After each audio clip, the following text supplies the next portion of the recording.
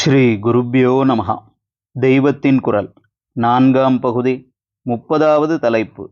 மீண்டும் வெற்றி, மீண்டும் பழி. தொடர்ச்சி. செத்துப்போனவனிடம் செமந்தகம் இருக்கிறதா என்று தேடி தேடி பார்த்தார். கிடைக்கவில்லை. அவன்தான் அக்ரூரரிடம் அதை போட்டுவிட்டானே.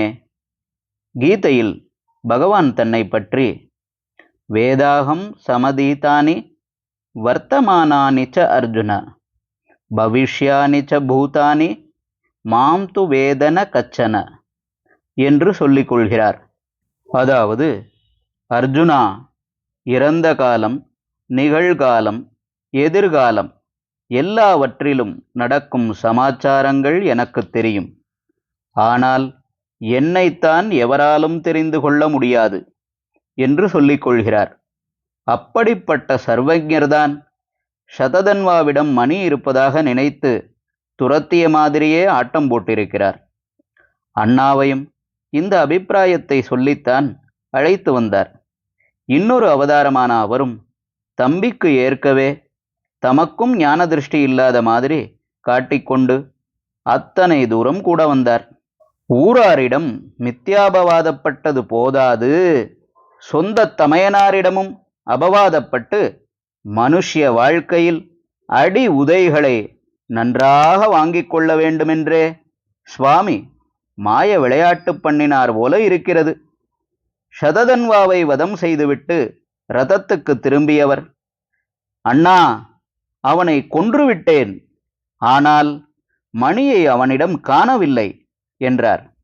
இவருடைய மாயா நாடகத்துக்கு தாமும் அனுசரணையாக போக வேண்டும் என்பதாலேயே பலராமர் இவரிடம் விரோதமாக நடக்க வேண்டியிருந்தது. அதனால் கிருஷ்ணர் இப்படி சொன்னாரோ இல்லையோ, பலராமருக்கு ரௌத்ர கோபம் உண்டாகிவிட்டது.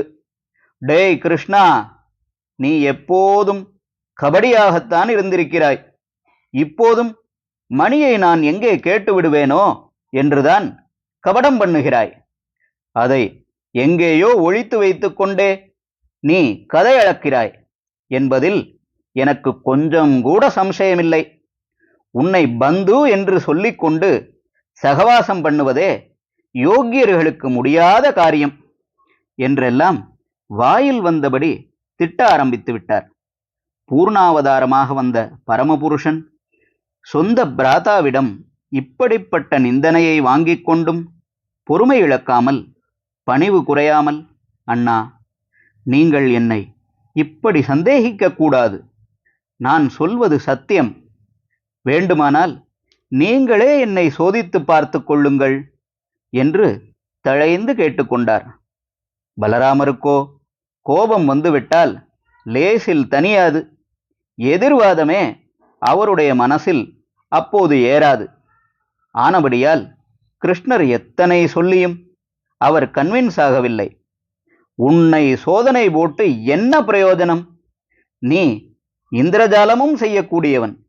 திரஸ்கரிணி, கண்கட்டு வித்தையால் மணியை மறைத்து விடுவாய்.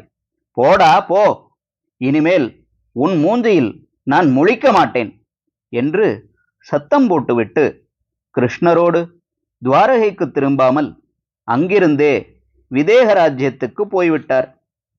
கிருஷ்ணர் ஒரே விசாரமாக துவாரகைக்கு திரும்பினார். பட்டதெல்லாம் போதாது என்று மறுபடி ஊர் ஜனங்களின் மொத்து பேச்சுக்கு ஆளானார். மணியிடம் பேராசையால் தமையனையும் பகைத்து கொண்டு ஊரை விட்டே விரட்டிவிட்டானே என்று ஜனங்கள் பழி சொல்வதை கேட்டு மனஸ் நொந்து கஷ்டப்பட்டார்.